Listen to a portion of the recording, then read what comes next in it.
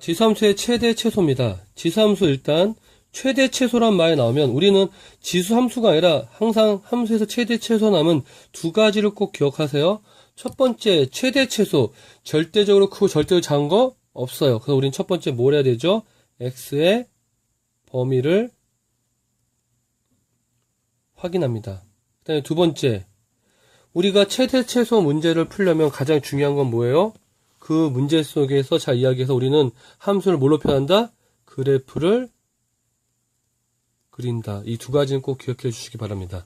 자, 문제에서 보시면 A의 fx라고 하는 꼴의 최대 최소인데요. 자, 우리가 그래프를 그려보니까 두 가지가 있죠. 밑에 해당하는 A가 1보다 큰 경우, 그 다음에 밑에 해당하는 A가 1보다 작은 경우가 있겠죠. 자, 그래서 우리가 그래프를 그려보시면 아주 간단히 작게 그려놓으면 이렇게 되니까 결국 뭐가 돼요?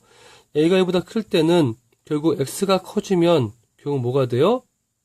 Y도 커지죠. 근데 여기서 우리는 자, 다시 한번 보면 fx가 증가하는 거지 x가 증가하는 게 아니에요. 가끔 우리가 문제에서 보시면 y equal ax라고 줄 수 있지만 여기는 x가 fx로 주게 되면 1차도 되지만 2차가 되거나 3차가 될 수도 있습니다. 그래서 우리는 일단 fx라고 하는 지수가 증가하면 그다음에 y 값은 증가하는 거지 x가 증가하기 때문에 y가 증가한다고 하는 건 아닙니다. 왜? x가 아니라 뭐라고요? fx가 증가하면 꼭 기억하세요. 자, 그리고 반대로 fx가 최대일 때 당연히 y도 최대가 되는 거고 fx가 최소일 때 y도 최소가 되겠죠. 왜? 보니까 자, 우리가 밑일보다 클 때는 x가 커질 때 y가 커지는데 다시 한번 얘기지만 x가 커지는 게 아니라 뭐죠? 지수가 커질 때 그러면 지수가 클 때 y도 커지는 거라고 정리하시면 좋습니다. 자, 그러면 밑이 1보다 작을 때는 그래프를 그려놓으시면 어떻게 되죠? 이렇게 감소함수죠. 그래서 다시 한번 밑줄 치면 fx가 증가하면 뭐가 되죠? 앞에서는 증가했지만 여기서 뭐가 돼요? 감소하게 돼요. 그래서 결국은 지수가 최대면 y는 최소값이 되고 지수가 최소면 y는 최대가 된다. 다른 말로 하면 지수가 증가하면 y는 뭐가 된다? 감소한다. 됐습니까? 자, 그래서 우리가 문제에서 보시면 x의 범위가 0부터 2까지가 있고 여기에 최대 최소값을 구해라 돼 있죠. 그런데 밑이 1보다 어때요? 커요. 그럼 우리는 어떻게 한다? 그래프를 그리면 어떤 모양인지는 모르지만 이렇게 그려진다는 얘기죠. 자, 결국은 요게 클수록 전체 값은 커지고 요게 작아질수록 전체 값은 작아지겠네요. 자, 그럼 결국은 x가 0일 때가 보니까 여기 전체 값이 뭐가 돼요? 전체 값이 x가 0이면 그때 지수는 뭐가 돼요? 0 플러스 2가 되니까 2가 되고요. x가 2가 되면 그때 지수는 2 마이너스 2 플러스 2가 돼서 0이 되니까 x가 0일 때 결국 뭐가 돼요? 왜 최대가 되냐? 지수가 최대니까. x가 1 때 왜 최소가 되느냐? 지수가 최소니까. 자, 제일 중요한 기준은 뭐죠? 지수에 포인트를 둬야지 x값이 크다고 y값이 커지는 건 아닙니다. 자, 이번에는 ax꼴이 반복된 형태라고 했죠. 다른 말로 하면 쉽게 얘기할게요.